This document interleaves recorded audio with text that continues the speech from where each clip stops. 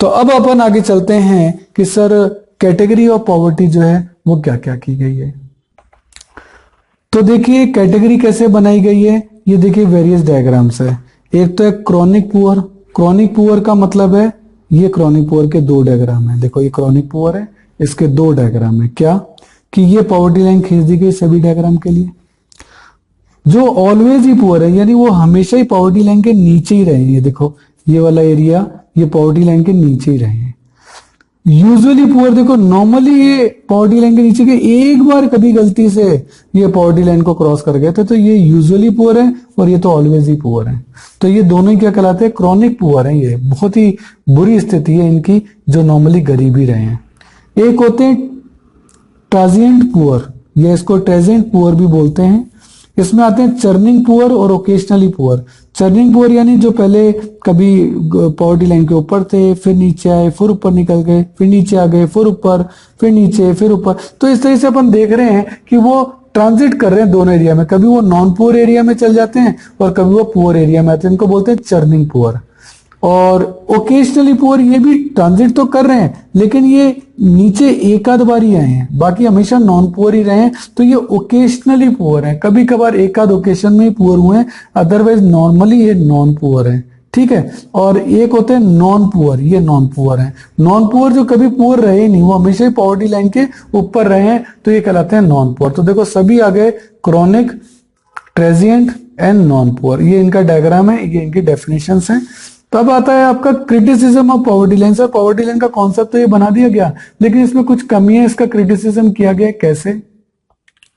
इसमें कहा गया कि जब पॉवर्टी लाइन का कॉन्सेप्ट बनाया गया तो very poor and other poor के बीच में कोई डिफरेंशिएट ही नहीं किया गया।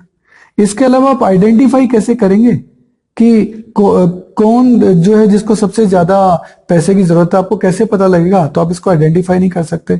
इसके अलावा इसने तो केवल कैलोरी या उसके एसेट को ही वो रीजन बना लिया पॉवर्टी के लिए, लेकिन इसके अलावा education, health care, drinking water, ये सब भी तो चीजें हैं जिनको कि गरीबी के लिए उनको देखना चाहिए था, लेकिन उन्होंने उनको इग्नोर कर दिया। तो फिर ये पॉवर्टी लाइन की कुछ कमियां हैं, ये आपसे इंपॉर्टेंट क्वेश्चन पूछी जा सकती हैं कि पॉवर्टी लाइन के क्या क्या लिमिटेशंस हैं। सही है। तो the number of poor in India कैसे एस्टिमेट किए जाते हैं? लिखा है when the number of poor is estimated as the proportion of the people of the poverty line, कि कौन कौन पॉवर्टी लाइन के नीचे हैं, is known as head count ratio. Head count ratio इसके लिए लगाया जाता है। इसके लिए फॉर्मूला क्या है? By dividing the number of people below the poverty line by the total population, यानी जो नंबर ऑफ पर्सन, जो कि number of person below BPL, below poverty line होते हैं, उसको टोटल पॉपुलेशन से डिवाइड कर दिया जाता है। इसको बोलते हैं हेड काउंट रेशियो। ये पुअर पर्सन को गिनने का तरीका है। सही है। तो ये पूछा जा सकता है, इंपॉर्टेंट है एग्जाम के लिए। क्रिटिसिज्म भी इंपॉर्टेंट है, और कैटेगरी ऑफ पॉवर्टी ये भी बहुत इंपॉर्टेंट टॉपिक है। अब आता है सर कॉजेज ऑफ पॉवर्टी। तो देखो नॉर्मली जितने भी इंडिया की प्रॉब्लम है, उन सब के जो कॉजेज है ना, वो लगभग सेम है, एक जैसे। पहला सर पॉपुलेशन बहुत ज्यादा है। बहुत ज्यादा पॉपुलेशन होने के कारण गरीबी आती है। Poor state of agriculture. Sir agriculture यहाँ डेवलप नहीं है, क्योंकि हम जानते हैं इंडिया की 50-60% पॉपुलेशन एग्रीकल्चर में लगी हुई है, लेकिन हमारे यहाँ एग्रीकल्चर जो है बेसिकली मॉनसून पे डिपेंड करती है, बरसात पे नहीं, बरसात पे डिपेंड करती है। अब इरिगेशन की फैसिलिटीज अपन डेवलप नहीं कर पाए, इस कारण से क्या हुआ कि हम बारिश पे डिपेंडेंट हो गए। अब बारिश तो कभी तो होती है और कभी नहीं होती, कभी ज्यादा हो गई, कभी कम हो गई, तो बारिश तो हमेशा चक्कर में ही रहता है। तो दैट्स वाई यहाँ का किसान कभी स्टेबल हो ही नहीं पाया, और एग्रीकल्चर की कंडीशन कभी सुधर ही नहीं पाई। दैट्स वाई यहाँ गरीबी है। देन आपका आता है हाई इलिटरेसी रेट, कि यहाँ पढ़ाई लिखाई नहीं है, जिस कारण से वो लोग जो हैं वो आगे बढ़ ही नहीं पा रहे हैं। गांव के लोग वो अभी तक किसान खेती वगैरह में उलझे हुए हैं, वो इंडस्ट्री या वेरियस प्रोफेशनल कोर्सेज और वेरियस सर्विसेज के बारे में सोच नहीं पा रहे। हाई लेवल ऑफ अनएम्प्लॉयमेंट, बेरोजगारी बहुत ज्यादा है। बेरोजगारी बहुत ज्यादा होने के कारण वो पैसे कमा नहीं पा रहे, और वो गरीब से गरीब होते जा रहे हैं। हाई लेवल ऑफ इंडेप्टनेस, वो लोग अपने रेगुलर वर्क, शादी ब्याह के लिए जो है लोन वगैरह लेते हैं, और फिर वो लोन वो कभी चुका ही नहीं पाते, वो ब्याज में ही अपने आप को खत्म कर देते हैं, उनकी जिंदगी ब्याज चुकाने में ही खत्म हो जाती है। तो हाई लेवल ऑफ इंडेप्टनेस कहलाती है। और इसके अलावा इन्फ्लेशन, ये भी एक बहुत बड़ा रीजन है कि गरीब लोग जो भी पैसा कमाते हैं, वो सारा का सारा पैसा उनके डेली यूज की चीजों को खरीदने में चल जाता है, क्योंकि वो खुद ही इतनी महंगी होती हैं कि उनके पास पैसा बचता ही नहीं है। दैट्स वाई जब पैसा बचेगा नहीं, सेविंग नहीं होगी, तो आदमी अमीर कैसे होगा। तो ये सब रीजन, और ये सब रीजन पॉवर्टी के अलावा और भी कई जगह काम आएंगे। पॉपुलेशन है, इलिटरेसी है, इन्फ्लेशन है, ये तो आप हर जगह लिख सकते हो, अनएम्प्लॉयमेंट है, ये तो हर जगह काम आएंगे। तो गवर्नमेंट क्या कर रही है इनके लिए? Government approaches to remove the poverty, sorry. तो पॉवर्टी को रिमूव करने के लिए क्या कर रही है गवर्नमेंट? ग्रोथ ओरिएंटेड अप्रोच कर रही है। ग्रोथ ओरिएंटेड अप्रोच का मतलब है कि आपका डेवलपमेंट हो और लोगों की पॉवर्टी भी दूर हो। तो देखो, ग्रोथ ओरिएंटेड अप्रोच भी इनफेक्टिव रही। रीजन ये रहा कि हमारी पॉपुलेशन तो मान लेते हैं बढ़ रही है 10% से, और हमारी जीडीपी जो बढ़ रही है, पर कैपिटा इनकम जो है वो बढ़ रही है मान लेते हैं 8% से। तो हमारी जीडीपी बढ़ी तो ही, लेकिन पॉपुलेशन उससे ज्यादा बढ़ गई, तो अभी भी 2% का तो लैक ही चल रहा है। तो इस कारण से हम कभी पॉपुलेशन की ग्रोथ रेट के कारण जीडीपी को कभी ओवरकम कर ही नहीं पाते। इसके अलावा ग्रीन रेवोल्यूशन जो हुआ था वो सभी जगह नहीं हुआ। लार्ज और स्मॉल फार्मर को सबको फायदा मिलना चाहिए था, लेकिन लार्ज जो बड़े फार्मर्स थे, जो बड़े ग्रुप थे, उन्होंने तो उसका फायदा उठाया। गरीब बेचारे जो किसान थे वो उसका फायदा नहीं उठा पाए। There are unwillingness and inability to redistribute land को जो रीडिस्ट्रीब्यूट करने का प्रोग्राम चला था कि अमीरों से जमीन को ले ली जाए और गरीबों को बांट दी जाए, वो भी अनविलिंगनेस रही, उसमें भी इतना सेटिस्फैक्टरी जवाब नहीं रहा। फिर गवर्नमेंट ने वेरियस पॉवर्टी एलिवेशन प्रोग्राम चलाए, है ना, जिसमें कि गवर्नमेंट ने थर्ड 5 ईयर प्लान था, उसके अंदर भी उन्होंने बड़े बड़े प्लान जो है वो चलाए थे, और वैरायटी ऑफ प्लान हैं जिनको कि अपन आगे डिस्कस करेंगे, पॉवर्टी एलिमिनेशन के लिए उन्होंने चलाए हैं। और मिनिमम नीड प्रोग्राम गवर्नमेंट ने क्या किया कि लोगों की जो मिनिमम नीड है ना, उनको पूरा करने के लिए वेरियस प्लान चलाए। तो मिनिमम नीड लेवल प्रोग्राम में गवर्नमेंट ने कई सारे ऐसे प्रोग्राम चलाए जिसमें कि आप काम करो, बदले में हम आपको अनाज वगैरह देंगे, ये सब चीजें। और इसके अलावा एक बहुत ही इंपॉर्टेंट पीडीएस, क्या public distribution system.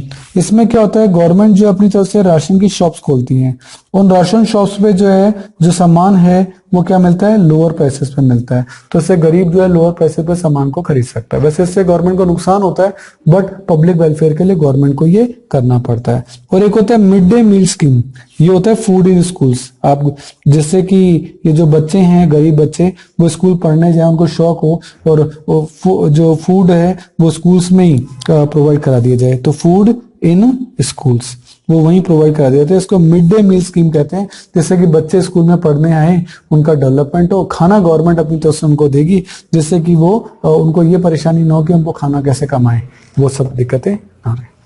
Poverty alleviation programme, मैंने कहा था गवर्नमेंट ने कई सारे पॉवर्टी एलिवेशन प्रोग्राम चला रखे हैं, और इसमें सबसे पहले सेल्फ एम्प्लॉयमेंट प्रोग्राम, यानी आप अपना बिजनेस जो है खुद डेवलप करो। इसके लिए गवर्नमेंट ने सबसे पहले rural employment generation programme REGP जो है वो स्टार्ट किया था। और इसमें रूरल एरिया और स्मॉल टाउन, जो छोटे शहर है, क्योंकि गवर्नमेंट चाहती है कि जो पब्लिक है गांवों की उठ के वो शहर में ना आए, उससे शहर में भीड़ बढ़ेगी और दिक्कतें होंगी। इससे बढ़िया उन्हीं को हम वहां जो है एम्प्लॉयमेंट प्रोवाइड करा दें। तो इस तरीके से it was implemented by khadi and village industry commission, जो है उन्होंने इस प्रोग्राम को वहां लॉन्च किया। तो इस प्लान में क्या किया गया कि उनको ना फाइनेंशियल असिस्टेंस दी गई, बैंक लोन दिए गए to set up the small industry, कि तुम गांवों में स्मॉल इंडस्ट्री जो है सेटअप कर लो, जिससे कि आपको शहर में जाना ही ना पड़े। इसके अलावा गवर्नमेंट ने क्या किया, प्राइम मिनिस्टर रोजगार योजना PMRY, सही है। तो इसके लिए क्या किया गया, under this programme the educated unemployment from low income family, rural area, urban area, उन सभी को लिया गया, उनको फाइनेंशियल सेटअप दिया गया, और एनी काइंड ऑफ एंटरप्राइज वो लगाना चाहें जनरेट एम्प्लॉयमेंट के लिए उनको हेल्प दी गई, सही है। एक है SJSRY, स्वर्ण जयंती शहरी रोजगार योजना। इसका बेसिक पर्पस था सेल्फ एम्प्लॉयमेंट देना, वेज एम्प्लॉयमेंट देना, कौन से एरिया में, अर्बन एरिया, इसलिए शहरी रोजगार लिखा है अर्बन एरिया के लिए, सही है। तो इससे क्या है कि वहां भी जो है एम्प्लॉयमेंट की जो पॉसिबिलिटीज हैं वो पैदा हों। फिर है SGSY, स्वर्ण जयंती ग्राम रोजगार योजना।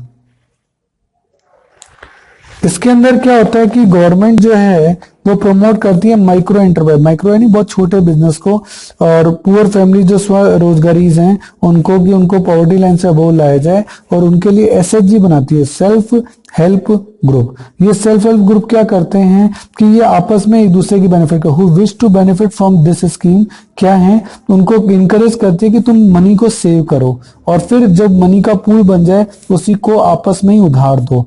और देन आगे जाके गवर्नमेंट जो है बैंक के थ्रू भी, और गवर्नमेंट जो भी है वो भी एसएचजी को क्या फाइनेंशियल असिस्टेंस जो है वो देती है कि चलो तुम्हारा जो सेल्फ हेल्प ग्रुप है तो उसको पैसे हम देंगे और आपको पैसे की कोई कमी नहीं आने देंगे, तो आप सेल्फ एम्प्लॉयमेंट की एक्टिविटीज जो है उनको कंटिन्यू करिए। सही है। फिर वेज एम्प्लॉयमेंट प्रोग्राम भी किए गए।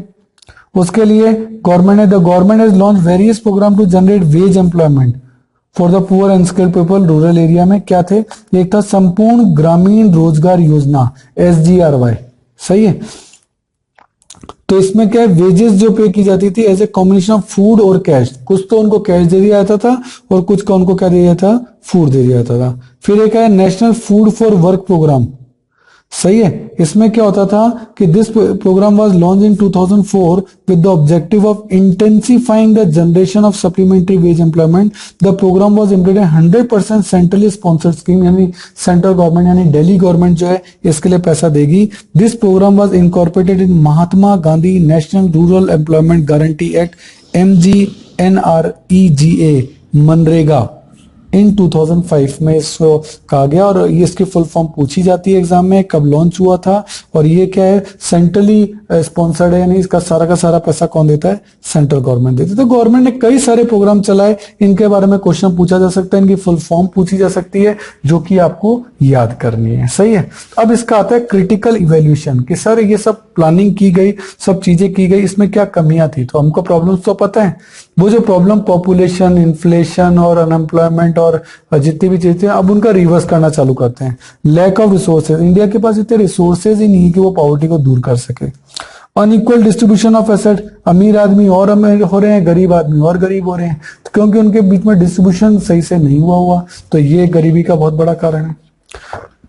इम्प्रॉपर इंप्लीमेंटेशन, अपन ने देखा गवर्नमेंट ने बहुत सारी स्कीम एप्लीकेबल की है, गवर्नमेंट अपनी तरफ से बहुत अच्छी स्कीम बनाती है, लेकिन करप्शन के कारण और सही इंप्लीमेंटेशन नहीं होने के कारण, इन दोनों के ही कारण जो है उन स्कीम्स का उतना फायदा नहीं मिल पाया जितना कि मिलना चाहिए था। तो ये स्कीम उतनी सफल नहीं हो पाई जितने की टारगेट की गई थी, और गरीबों को उनका पूरा बेनिफिट जो है नहीं मिल पाया। लैक ऑफ इंफ्रास्ट्रक्चर, यहाँ इंफ्रास्ट्रक्चर भी बहुत कमजोर है। School, road, power, telecom, IT services, training institution, इनकी कमी है कि हम चाहें तो ये गरीबी दूर करें तो पहले इनको डेवलप करना पड़ेगा, पर इनको डेवलप कैसे करें, हमारे पास रिसोर्सेज ही नहीं है, और रिसोर्सेज नहीं है तो हम इंफ्रास्ट्रक्चर को डेवलप नहीं कर पाते, और जब हम इंफ्रास्ट्रक्चर को डेवलप नहीं कर पा रहे तो फिर गरीबी कैसे दूर होगी। आगे देखें, lack of active participation of poor people, और पुअर पीपल भी जो है वो इसमें इतना एक्टिव पार्टिसिपेशन नहीं करते जितने की जरूरत है। केवल गवर्नमेंट के एफर्ट से नहीं होगा ना, थोड़े एफर्ट उनको भी तो करने पड़ेंगे। तो अब क्या मेजर्स होने चाहिए to remove the poverty, poverty को रिमूव करने के लिए क्या करना चाहिए सर? सबसे पहले तो इकोनॉमिक ग्रोथ, यानी हमारी जो GDP है उसकी ग्रोथ रेट बढ़ानी चाहिए, क्योंकि हमारी GDP जो है वो पॉपुलेशन की ग्रोथ जो है ना वो हमेशा उससे ज्यादा है। पॉपुलेशन की ग्रोथ रेट मान लो 10% है तो GDP की 8% ही है, तो GDP कभी पॉपुलेशन से ऊपर निकल ही नहीं रही, तो हमको सबसे पहले इकोनॉमिक ग्रोथ करनी पड़ेगी, GDP बढ़ानी पड़ेगी। रिड्यूसिंग इनइक्वालिटीज ऑफ इनकम, अमीर जो है, जो रिच एंड पुअर के बीच में जो एक गैप चल रहा है उस गैप को कम करना पड़ेगा, यानी रिच पुअर से आपको टैक्स लेना पड़ेगा और उस पैसों को खर्च करना पड़ेगा किस पे, पुअर पीपल पर। पॉपुलेशन कंट्रोल, मैं आपको पहले ही बता चुका हूं कि हमारी पॉपुलेशन जो है वो हमारी सबसे बड़ी समस्या है। ज्यादा पॉपुलेशन होने के कारण जो है हमारी ग्रोथ रेट जो है उसका इफेक्ट ही नहीं दिखता, तो इफेक्टिव फैमिली प्लानिंग कैंपेन जो है वो करनी चाहिए। एग्रीकल्चर डेवलपमेंट, हम जानते हैं कि इंडिया की जो मोस्टली पॉपुलेशन है वो एग्रीकल्चर पे डिपेंड करती है, इसलिए एग्रीकल्चर का डेवलपमेंट होना बहुत जरूरी है, लेकिन हम मॉनसून पे भी डिपेंड करते हैं, इसलिए गवर्नमेंट को चाहिए कि इरिगेशन की अच्छी से अच्छी फैसिलिटीज करनी चाहिए, जिससे कि जो फार्मर है जो अनसर्टेनिटी में रहता है कि पता नहीं बारिश होगी या नहीं होगी, तो उसको इस अनसर्टेनिटी से निकालें, उसको रेगुलर पानी की, पावर की सप्लाई दें, उसको रोड वगैरह सबकी फैसिलिटीज दें, तो वो इजीली शहर में आके अपनी जो फसल है उसको डायरेक्टली मंडी में आके बेच सके और उसको अच्छा भाव मिल जाए, तो उसकी गरीबी अपने आप ही दूर हो जाएगी। मोर एम्प्लॉयमेंट अपॉर्चुनिटी, गवर्नमेंट को जो है लेबर के लिए गांवों में ही कारखाने खुलवाने चाहिए जिससे कि उनको वहीं एम्प्लॉयमेंट मिल जाए। ज्यादा से ज्यादा इंडस्ट्रीज खुलेगी तो उनको ज्यादा से ज्यादा एम्प्लॉयमेंट मिलेगा, क्योंकि एग्रीकल्चर में इतना एम्प्लॉयमेंट नहीं हो सकता क्योंकि एग्रीकल्चर एक लिमिटेड है।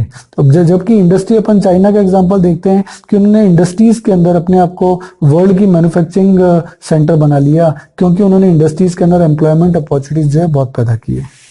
और लैंड रिफॉर्म का मतलब ये है कि आपको लैंड जो है वो इस तरीके से करनी चाहिए कि हाँ भाई अमीरों के पास जो है ज्यादा जमीन ना हो, एक लिमिट तक ही हो, जिससे कि गरीबों को इजीली जो जमीन है वो अवेलेबल हो और वो अपने छोटे मोटे काम कर सकें, वो एग्रीकल्चर कर सकें। तो कुल मिलाकर पूरे चैप्टर का कंक्लूजन आपका यही है कि पूरे चैप्टर के अंदर पॉवर्टी के लिए आपको बताया गया है पॉवर्टी क्या है, क्या रीजन है और उनको दूर करने के लिए क्या उपाय किए गए, उनमें क्या कमियां रही, उन कमियों को कैसे दूर किया जा सकता है। तो पूरा टॉपिक लर्निंग एस्पेक्ट है, 2-4 बार आप रीडिंग करेंगे, वीडियो को देखेंगे तो टॉपिक आपको इजीली लर्न हो जाएगा। Okay, thank you.